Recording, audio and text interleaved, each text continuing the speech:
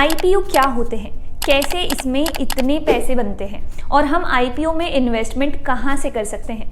नमस्कार, आप देख रहे हैं मार्केट की एबीसी। मैं हूं ऋतु शर्मा और आज के इस एपिसोड में बस हम यही समझेंगे। आईपीओ यानी कि इनिशियल पब्लिक ऑफरिंग। देखिए, शेयर मार्केट के जरिए कोई भी कंपनी अपना हिस्सा बेच करके पैसे कलेक्ट कर सकती है। ऐसे ही जब भी कोई कंपनी अपने शेयर्स को पब्लिक में फर्स्ट टाइम सेल करती है तो इसे हम इनिशियल पब्लिक ऑफरिंग कहते हैं। अब देखिए, कंपनी कई कारणों से आईपीओज लाती है, जैसे बिजनेस एक्सपेंशन करना, पुराने लोन्स को चुकाने के लिए, प्रोडक्ट्स और सर्विसेज को लॉन्च करने के लिए या किसी दूसरी कंपनी को खरीदने के लिए।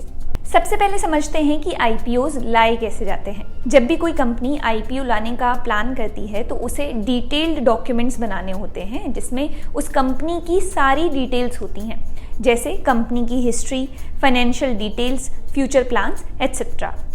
अब ये जो डॉक्यूमेंट्स कंपनी ने बनाए हैं इसको हम क्या कहेंगे? इसको हम कहेंगे DRHP यानी कि ड्राफ्ट रेड हेरिंग प्रोस्पेक्टस। अब कंपनी क्या करती है? ये डॉक्यूमेंट्स जो हैं वो सेबी के पास सबमिट करती है। सेबी क्या है? रेगुलेटरी बॉडी है जो शेयर मार्केट को रेगुलेट करती है, जैसे कि RBI यानी कि रिजर्व बैंक ऑफ इंडिया जो है वो बैंक्स को रेगुलेट करती है। अब सेबी क्या करेगी? इस सबमिट किए हुए DRHP को रिव्यू करेगी और आईपीओ को लाने की परमिशन देगी। परमिशन मिलने के बाद कंपनी आईपीओ लाने के लिए रेडी हो जाएगी। लेकिन देखिए, आईपीओ लाना जो है वो अपने आप में एक कॉम्प्लेक्स प्रोसेस होता है, तो इसके लिए कंपनीज क्या करती हैं? इन्वेस्टमेंट बैंक्स को हायर करती हैं जो कि आईपीओ लाने में कंपनीज की मदद करते हैं। इन्वेस्टमेंट बैंक्स कंपनीज के साथ मिलकर के आईपीओ का सारा जो प्लानिंग है वो करते हैं और इसके बाद जो आईपीओज हैं उन्हें पब्लिक के लिए ओपन कर दिया जाता है। और इसके बाद क्या होता है? पब्लिक जो है, कॉमन पब्लिक जो है वो इन आईपीओज में अप्लाई कर सकती है। अब आईपीओ के इशू पीरियड की बात करते हैं। तो ये जो इशू पीरियड है ये मिनिमम 3 डेज और मैक्सिमम 10 डेज के लिए ओपन होता है, जिसे हम आईपीओ का इशू पीरियड कहते हैं। तो आईपीओ में इन्वेस्ट करने के लिए आपको इसी इशू पीरियड के अंदर अप्लाई करना होता है। अब इसे हम एक एग्जाम्पल से समझते हैं। मान लीजिए कोई एबीसी कंपनी है, उसे आईपीओ के जरिए 1000 करोड़ रुपीस कलेक्ट करना है और इसके लिए कंपनी अपना 20% हिस्सा सेल करने वाली है। कंपनी ने क्या किया? इसके लिए 1 करोड़ शेयर्स निकाले। अब एक लॉट में कितने शेयर्स होंगे ये एक शेयर की प्राइस से डिसाइड होगा।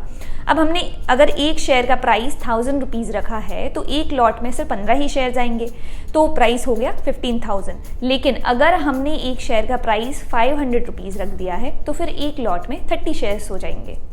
अब क्या होगा? जब पब्लिक आईपीओ में अप्लाई करती है तो ये ज़रूरी नहीं होगा कि हर किसी को ये जो आईपीओ है उसमें अलॉटमेंट मिल ही जाए, क्योंकि एक कंपनी जितने शेयर्स निकाल रही है उससे कई ज़्यादा शेयर्स के लिए पब्लिक अप्लाई कर देती है। तो ऐसे में क्या होगा? हर किसी को आईपीओज का अलॉटमेंट नहीं होता है और फिर इसे कंप्यूटर से रैंडमली अलॉटमेंट को किया जाता है।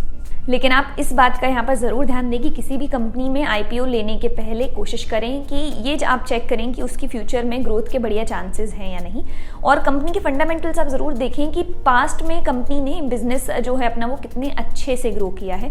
पूरी रिसर्च के बाद ही आप किसी कंपनी के आईपीओ में अप्लाई करें और उसके बाद कोशिश करें कि उसे लॉन्ग टर्म तक आप होल्ड कर सकें, ताकि एक आप अच्छा अमाउंट जो है वो तैयार कर सकें।